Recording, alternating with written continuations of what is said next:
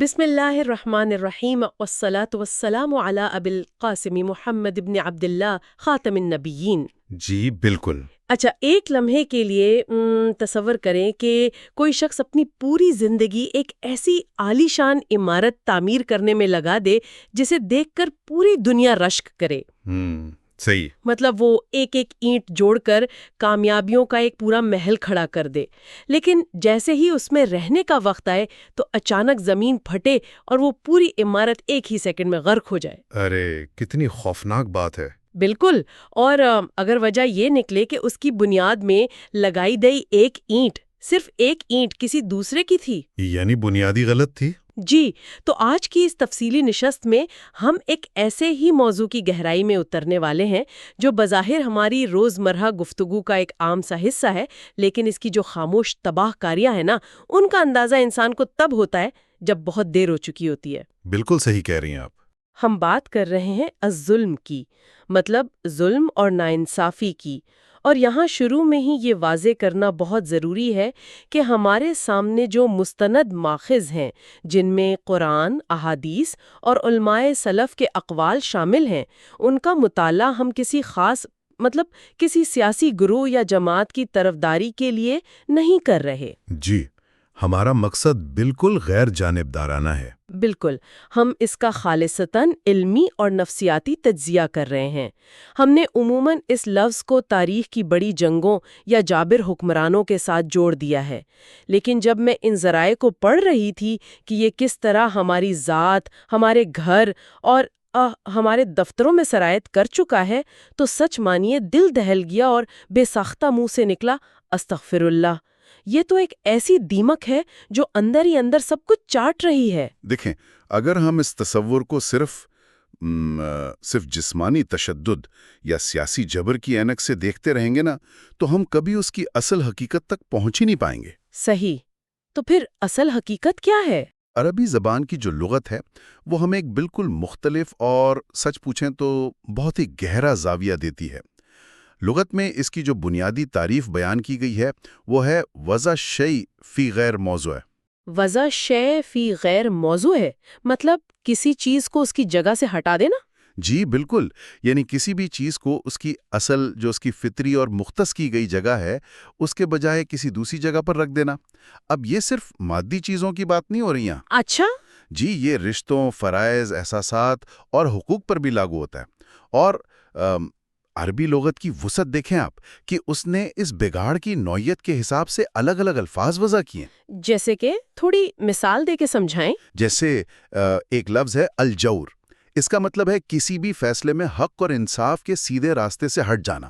فرض کریں ایک استاد کلاس میں دو طالب علموں کے درمیان نمبر دیتے وقت محض اپنی پسند ناپسند کی بنیاد پر فیصلہ کر دے تو یہ الجور ہے۔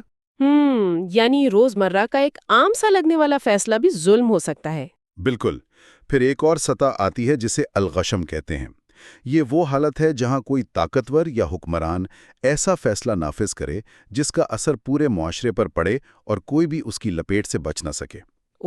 یہ تو بڑے پیمانے پر ہو گیا۔ جی، اور ایک تیسری شکل ہے الہضم، یعنی کسی کے حق کو تسلیم تو کرنا لیکن اس میں کمی کر دینا، مثلا کسی کی پوری محنت کو اس کا پورا صلہ نہ دینا۔ یہ سب اسی بنیادی بگاڑ کی ہی مختلف شکلیں ہیں۔ اچھا، اس کا مطلب یہ ہوا کہ ہم اس کو ایک شطرنج یا کسی بھی بورڈ گیم کی طرح دیکھ سکتے ہیں۔ وہ کیسے؟ ذرا بتائیے۔ فرض کریں ہم شطرنج کھیل رہے ہیں اور میں اچانک یہ فیصلہ کر لوں کہ آج سے میرا جو پیادہ ہے وہ بالکل وزیر کی طرح چلے گا۔ ارے پھر تو گیم ہی ختم ہو جائے گی۔ بالکل نا، میں نے بظاہر تو صرف ایک مہرہ ہی آگے پیچھے کیا ہے، لیکن در حقیقت میں نے شطرنج کے پورے کھیل کا جو فطری توازن ہے وہ تباہ کر دیا ہے۔ واہ، کیا زبردست مثال دی آپ نے۔ ہے نا؟ اس عربی تعریف کے مطابق میں نے ایک چیز کو اس کی جائز جگہ سے ہٹا کر پورے نظام کو ہی غیر متوازن کر دیا ہے۔ یعنی ظلم صرف کسی کی حق تلفی نہیں ہے، بلکہ یہ کائنات کے اس توازن میں درار ڈالنے کا نام ہے جس پر پوری دنیا قائم ہے۔ اور یہی وہ نقطہ ہے جہاں اس معاملے کی اصل سنگینی سمجھ میں آتی ہے۔ शतरंज के खेल के उसूल बदलना तो खैर सिर्फ एक खेल को तबाह करता है, लेकिन कायनात के किसी भी तवाज़ुन को बिगाड़ना, वो तो एक बहुत बड़ी तबाही होगी ना। बिल्कुल। जब एक इंसान कायनात के खालिक की तरफ से मुकर्रर करदा हुदूद को छेड़ता है और किसी भी मामले में हद से तजावुज़ करता है और हक को बातिल की तरफ धकेलता है, तो वो दरअसल उस खुदाई निज़ाम में बराह रास्त मुदाखलत कर रहा होता है। यानी वो अल्लाह के बनाए हुए कानून को चैलेंज कर रहा है। जी, किसी इंसान के मुसल्लमा हुकूक को पामाल करना कोई छोटी बात थोड़ी है, और जब इंसान इस सतह पर जाकर हुकूक की पामाली को अपना पैदाइशी हक समझने लगता है, तो रूह कांप उठती है, अस्तगफिरुल्लाह। क्योंकि ये लग़वी बिगाड़ अमली ज़िंदगी में किस सतह की तबाही लाता है, उसका हमें अंदाज़ा ही नहीं होता। बिल्कुल सही कहा आपने। अच्छा, जब बात कायनात के तवाज़ुन और खुदाई निज़ाम में मुदाखलत तक पहुंचती है, तो इंसान लातमहाला ये सोचने पर मजबूर होता है कि इस बारे में खुद खालिक का क्या नुक्ता नज़र है।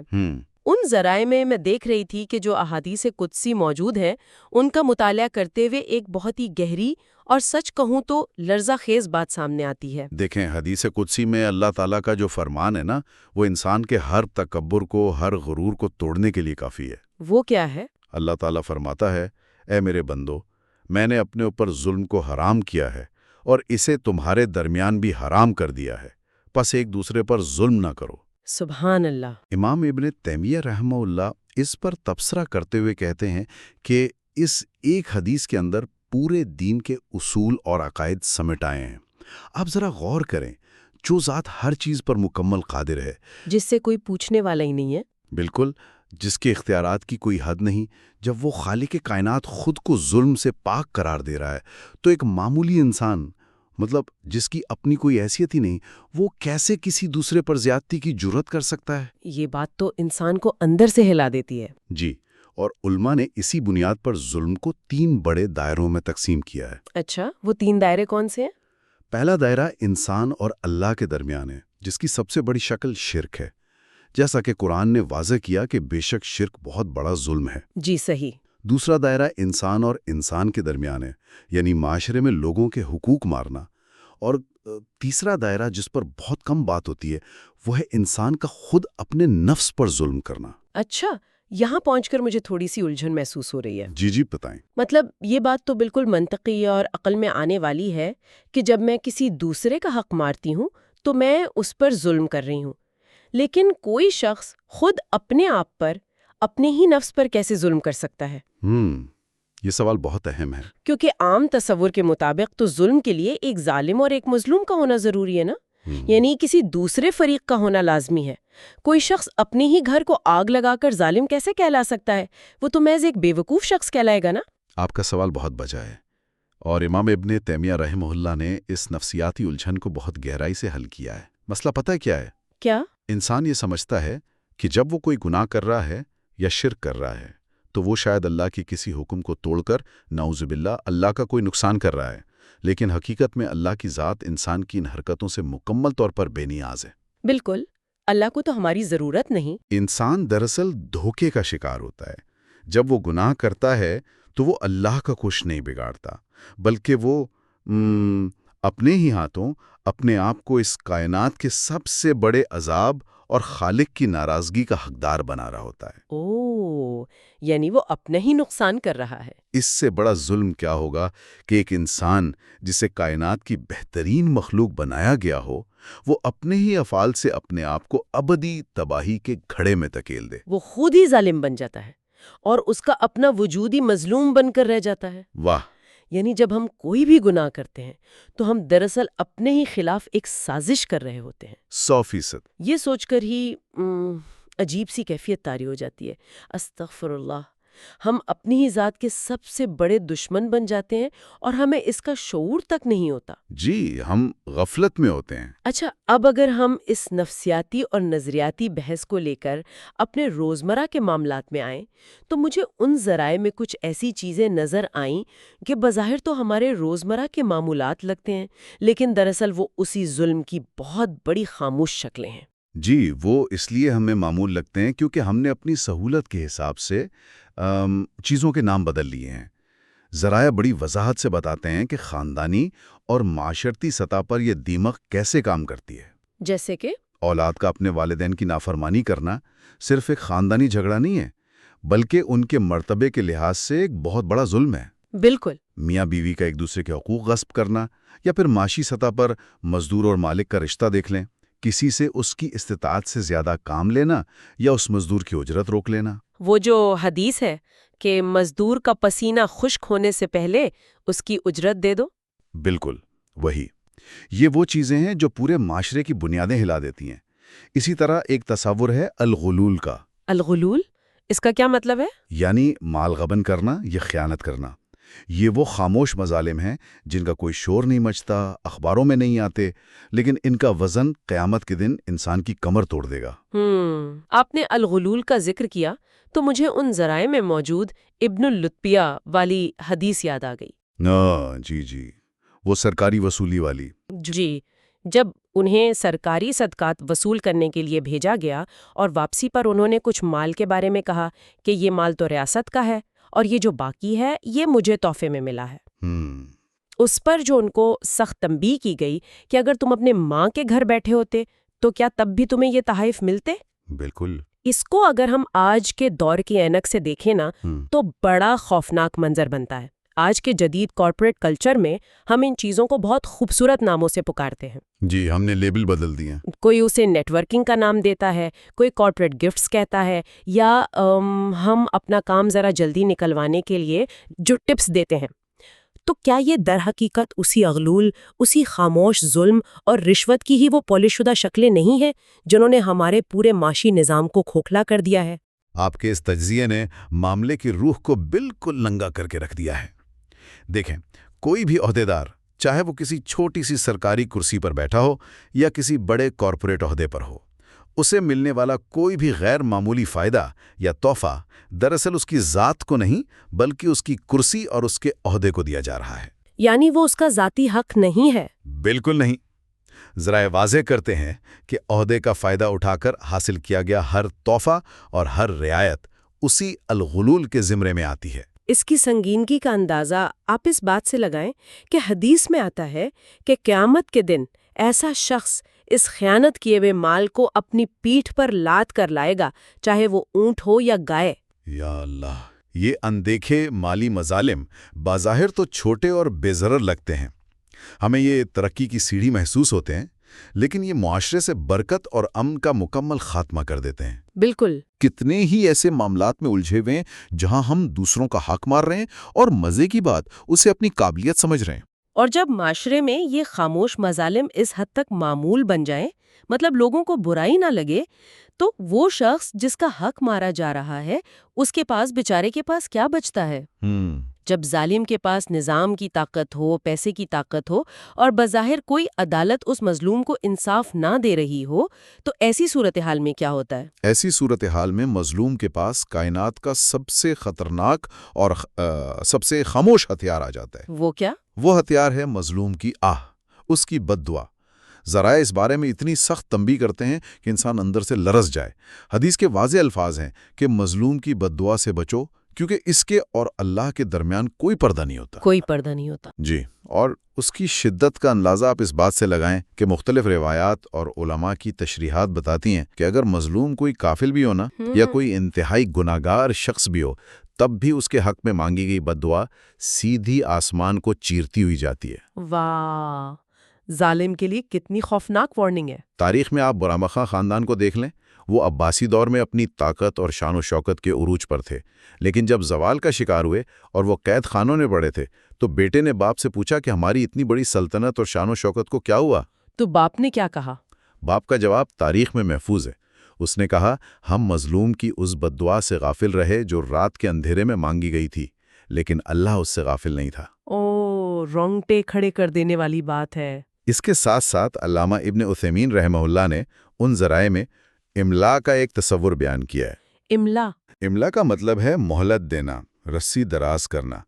ظالم یہ سمجھتا ہے کہ میں تو جو چاہے کر رہا ہوں اور مجھے کوئی پکڑ ہی نہیں رہا، کوئی سزا نہیں مل رہی، لیکن اصل میں اسے ڈھیل دی جا رہی ہوتی ہے تاکہ وہ گناہوں میں اور آگے بڑھ جائے، اور پھر اچانک اس پر ایسی گرفت آتی ہے جس کا اس نے تصور بھی نہیں کیا ہوتا۔ اچھا، اس املا یا مہلت کے تصور کو اگر ہم آج کے دور میں سمجھنا چاہیں تو یہ بالکل ایسا ہے جیسے کسی شخص کو ایک ایسا کریڈٹ کارڈ دے دیا جائے جس کی کوئی لمٹ ہی نہ ہو، کیا زبردست مثال ہے، بالکل ہے نا؟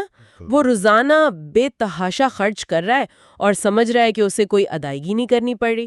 وہ اپنے اس لائف سٹائل اور طاقت کے نشے میں مکمل طور پہ اندھا ہو چکا ہے، لیکن پھر اچانک ایک دن بل آتا ہے، اور پھر کیا ہوتا ہے؟ اور اس بل میں صرف اصل رقم نہیں ہوتی بلکہ سود در سود لگ کر وہ ایک ایسا پہاڑ بن چکا ہوتا ہے جو اس کی پوری زندگی، اس کے سارے اثاثے اور اس کا مستقبل ایک سیکنڈ میں نیلام کر دیتا ہے۔ جی بالکل ایسا ہی ہے۔ یعنی ظالم یہ سمجھتا ہے کہ وہ بچ نکلا ہے، حالانکہ اس کا بل ہر گزرتے دن کے ساتھ بھاری ہو رہا ہوتا ہے۔ اللہ کی طرف سے ملنے والی مہلت کو کامیابی سمجھنا کس قدر بھیانک دھوکہ ہے۔ استغفر اللہ، انسان اس بوہم میں کیسے پوری زندگی برباد کر دیتا ہے۔ اور جانتی ہیں، یہ مہلت در حقیقت اللہ کی سب سے سخت اور پراسرار سزا ہے۔ ابن عثیمین رحمہ کی تشریح کے مطابق اگر ظالم کو پہلے ہی ظلم پر تھپڑ پڑ جائے نا جی، تو وہ شاید سنبھل جائے گا، توبہ کر لے گا۔ جی توبہ کر لے گا، اور شاید اس کی آخرت بچ جائے۔ لیکن جب وہ سرکشی میں بڑھتا ہے تو اللہ اسے ڈھیل دیتا ہے، اور پھر قرآن کے مطابق انہیں اس دن کے لیے مہلت دی جا رہی ہے جس دن آنکھیں پھٹی کی پھٹی رہ جائیں گی۔ صحیح، لیکن دیکھیں یہ نظریاتی باتیں اور فلسفہ تو اپنی جگہ بہت مضبوط ہے، لیکن جب میں ان ذرائع میں تاریخ کے اوراق پلٹ رہی تھی نا تو مجھے ایسے واقعاتی ثبوت ملے جو بتاتے ہیں کہ کائنات کا توازن جب بگڑتا ہے تو وہ کس بے دردی سے اپنا حساب برابر کرتا ہے۔ جی تاریخ بھری پڑی ہے ایسے واقعات سے۔ دو واقعات نے مجھے خاص طور پر بہت سوچنے پر مجبور کر دیا۔ ایک حضرت سعد بن ابی وقاص رضی اللہ عنہ کا واقعہ اور دوسرا اس مچھیرے کا واقعہ۔ وہ مچھیرے والا واقعہ تو بہت ہی ہیبت ناک ہے۔ بالکل، اس واقعے میں مجھے جس چیز نے سب سے زیادہ حیران کیا وہ صرف مچھلی کا چھینا جانا نہیں تھا، بلکہ اس طاقتور شخص کا وہ غرور تھا کہ وہ ایک غریب آدمی کے رونے، اس کے گڑگڑانے کو اپنے جوتے کی نوک پر رکھ کر چلتا بنا۔ وہ خود کو کسی بھی احتساب سے بالاتر سمجھ رہا تھا۔ بالکل۔ اس واقعے کا جو کلائمیکس ان ماخوذوں میں بیان ہوا ہے، ذرا وہ سننے والوں کو بتائیں اس کے پیچھے کیا نفسیات کار فرما تھیں۔ اس واقعے کا انجام انسان کی روح تک کو جھنجھوڑ دیتا ہے۔ وہ طاقتور شخص مچھلی چھین کر تو لے گیا، لیکن پھر اس مچھلی نے اس کے انگوٹھے پر کاٹ لیا۔ صرف ایک کاٹ؟ جی، بظاہر یہ ایک معمولی سا زخم تھا، مگر وہ درد بڑھنا شروع ہوا۔ وہ طبیبوں کے پاس گیا تو انہوں نے کہا کہ اس میں زہر پھیل رہا ہے، انگوٹھا کاٹنا پڑے گا ورنہ ہاتھ ضائع ہو جائے گا۔ اوہ! انگوٹھا کٹا، مگر درد نہیں رکا۔ پھر کیا ہوا؟ اسے اپنا پورا ہاتھ کاٹنا پڑا، پھر کوہنی تک، اور بالآخر اسے کندھے تک اپنا بازو کٹوانا پڑ گیا۔ یہ تو بہت لرزہ خیز ہے۔ درد کی شدت میں مبتلا اس شخص کو پھر کسی نے توجہ دلائی کہ یاد کر، تو نے کسی پر ظلم تو نہیں کیا۔ تب اسے وہ مچھیرا یاد آیا۔ وہ اس مچھیرے کو ڈھونڈتا ہوا گیا، اس کے قدموں میں گر پڑا اور معافی مانگی۔ پھر مچھیرے نے کیا کہا؟ تب مچھیرے نے بتایا کہ میں نے اس دن آسمان کی طرف دیکھ کر صرف اتنا کہا تھا کہ یا اللہ، اس نے اپنی طاقت کے زور پر مجھ کمزور پر ظلم کیا، تو مجھے اس پر اپنی قدرت دکھا۔ اللہ اکبر۔ اور دوسری طرف آپ حضرت سعد بن نبی وقاص رضی اللہ تعالیٰ عنہ کا واقعہ دیکھ لیں۔ اسامہ بن قتادہ نامی ایک شخص نے ان پر مسجد میں سب کے سامنے جھوٹے الزامات لگائے کہ یہ عدل نہیں کرتے۔ ایک اتنے بڑے صحابی پر الزام؟ جی، تو حضرت سعد نے اس پر 3 بد دعائیں کیں۔ انہوں نے کہا اللہ اس کی عمر لمبی کرے، اس کی محتاجی طویل کرے اور اسے فتنوں میں مبتلا کرے۔ اور پھر ویسا ہی ہوا؟ اور تاریخ گواہ ہے کہ وہ شخص اتنی لمبی اور ذلت کی عمر کو پہنچا کہ بڑھاپے میں اس کی بھویں اس کی آنکھوں پر لٹک گئیں۔ وہ کوڑی کوڑی کو محتاج ہوا اور راستے چلتی لڑکیوں کو چھیڑتا اور کہتا پھرتا تھا کہ مجھے سعد کی بددعا لگ گئی ہے۔ ان کہانیوں کا اگر ہم گہرائی سے تجزیہ کریں نا تو ایک بہت ہی لرزہ خیز پیٹرن ابھر کر سامنے آتا ہے۔ کیسا پیٹرن؟ اللہ تعالیٰ کا نظام صرف سزا نہیں دیتا بلکہ وہ ایک ایسی پینٹنگ بناتا ہے جس میں مجرم کو اس کا جرم شیشے کی طرح نظر آئے۔ بالکل صحیح۔ آپ دیکھیں، جس شخص نے اپنے بازو کی جسمانی طاقت پر تکبر کرتے ہوئے مچھلی چھینی، اس کا بازو ہی جڑ سے کاٹ دیا گیا، اور جس شخص نے ایک جلیل القدر صحابی کی عزت اچھال کر مطلب شہرت اور اہمیت حاصل کرنے چاہیے، اللہ نے اسے ایسی لمبی اور ذلیل زندگی دی کہ وہ گلیوں میں عبرت کا نشان بن گیا۔ بے شک۔ یہ کائنات کا وہ باریک بینی پر مبنی انصاف ہے جس کی سمجھ عام انسان کی عقل سے بالاتر ہے۔ اور یہی وہ مقام ہے جہاں انسان کو احساس ہوتا ہے کہ کوئی بھی عمل رائیگاں نہیں جاتا، جس نے جو بویا ہے وہ اسی شکل میں، اسی وزن کے ساتھ واپس آئے گا۔ جی، کائنات کا عدل اندھا نہیں ہے، بلکہ وہ انتہائی بصیرت والا ہے۔ ان تاریخی سزاؤں کی یہ باریک بینی دیکھ کر کوئی بھی باشعور انسان کانپ جاتا ہے۔ استغفر اللہ! انسان کتنی آسانی سے دوسروں کا حق مار لیتا ہے، اور کائنات اس کا کیسا بھیانک حساب تیار کر رہی ہوتی ہے۔ بالکل سچ ہے۔ اچھا، اب جب بات اس حد تک پہنچ جائے اور کائنات کا حساب اتنا سخت ہو تو پھر انسان کے پاس بچنے کا راستہ کیا ہے؟ اگر کسی سے یہ غلطی ہو گئی ہے تو اس کا مداوع کیا ہے؟ مداوع کا سب سے پہلا اور لازمی اصول ہے رد المظالم۔ اس کا کیا مطلب ہوا؟ یعنی جس کا حق مارا ہے اسے دنیا میں ہی واپس کیا جائے، کیونکہ آخرت کی عدالت میں بینک بیلنس یا جائیداد نہیں چلے گی، وہاں اعمال کی کرنسی چلے گی۔ نیکیاں چھین لی جائیں گی؟ بالکل، وہاں نیکیاں چھین کر مظلوم کو دے دی جائیں گی۔ تاریخ میں عباسی خلیفہ مامون الرشید کی عدالت اس کی ایک بہت روشن مثال ہے۔ وہ کیسے؟ جب بھی ایک عام عورت نے اس کے دربار میں اپنے حق کے غصب ہونے کی شکایت کی، اور مجرم کے طور پر پتہ ہے کس کی طرف اشارہ کیا؟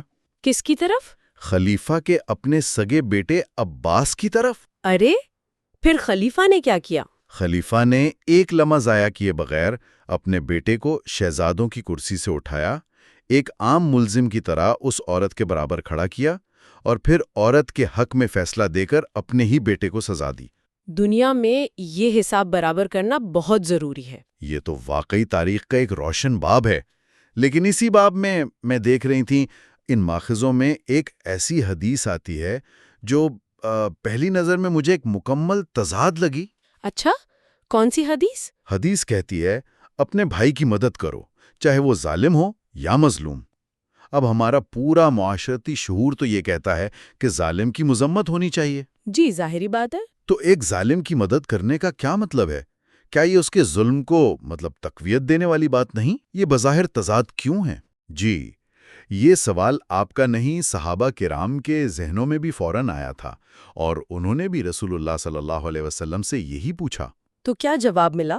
تو جواب یہ ملا کہ ظالم کی اصل مدد یہ نہیں کہ آپ اس کے ظلم میں اس کے سہولت کار بن جائیں۔ ظالم کی سب سے بڑی مدد یہ ہے کہ آپ آگے بڑھ کر اس کا ہاتھ پکڑ لیں، اسے ظلم کرنے سے زبردستی روک دیں۔ یعنی اسے گناہ سے بچا لیں۔ جی، کیونکہ وہ شخص جو غرور کے نشے میں ہے وہ دراصل اپنے لیے جہنم کا راستہ تیار کر رہا ہے۔ اس کا ہاتھ پکڑ کر اسے اس تباہی سے بچا لینا در حقیقت اس پر سب سے بڑا احسان اور اس کی سب سے بڑی مدد ہے۔ کتنی خوبصورت تشریح ہے۔ اور دوسری طرف مظلوم کے لیے سب سے بڑا درجہ معاف کر دینے کا ہے۔ جیسے امام احمد بن حنبل کا واقعہ آتا ہے، انہوں نے اپنے ان جلادوں کو معاف کر دیا تھا جن کے بارے میں وہ جانتے تھے کہ یہ محض اوپر کے حکم کی تعمیل کر رہے تھے، اور ان کے دلوں میں کوئی ذاتی بغض نہیں تھا۔ یہ تو بہت بڑا ظرف چاہیے۔ بالکل، انتقام کی قدرت ہونے کے باوجود معاف کر دینا روح کی سب سے بڑی معراج ہے، اور اس سب کے پیچھے جو بنیادی نفسیاتی بیماری کام کر رہی ہوتی ہے اسے عربی میں العجب کہتے ہیں، یعنی خود پسندی۔ خود پسندی، جی۔ جب انسان خود کو مستحق اور دوسروں کو کمتر سمجھتا ہے نا، تو جان لیں یہی وہ مٹی ہے جس میں ظلم کا بیج اگتا ہے۔ اور یہ وہ نقطہ ہے جہاں آ کر آج کی ہماری یہ ساری تفصیلی گفتگو سمٹتی ہے۔ ظلم صرف تاریخ کے اوراق یا حکمرانوں کے محلات کا کوئی قصہ نہیں ہے، یہ ہماری انا، ہماری خود پسندی اور ہمارے روزمرہ فیصلوں میں چھپا ہوا ایک سانپ ہے۔ بے شک۔ آج کے ان تمام ذرائع کا نچوڑ سننے کے بعد سننے والوں کے ذہن میں یہ سوال ضرور گونجنا چاہیے کہ کہیں ایسا تو نہیں کہ ہم جسے اپنی شاندار کامیابی، اپنا جدید لائف سٹائل یا اپنے کیریئر کی زبردست اڑان سمجھ رہے ہیں، اس کی بنیاد میں کسی کا حق، کسی غریب کی روکی ہوئی اجرت یا کسی خاموش مظلوم کی آگ کی سیمنٹ لگی ہو؟ یہ بہت گہری سوچ ہے۔ کہیں ہمارا یہ عالی شان محل ایک ایسی بنیاد پر تو نہیں کھڑا جس کا بل ہمیں اچانک ادا کرنا پڑ جائے؟ یہ ایک ایسا سوال ہے جو ہم سب کو اپنے گریبان میں جھانکنے پر مجبور کرتا ہے۔ اللہ تعالی ہم سب کو ہر طرح کے ظاہری اور باطنی ظلم سے اور کسی کی حق تلفی سے محفوظ رکھے۔ استغفر اللہ۔ آمین۔ اور اسی دعا کے ساتھ ہم آج کی اس گہری علمی نشست کا باوقار انداز میں اختتام کرتے ہیں۔ اللہ حافظ۔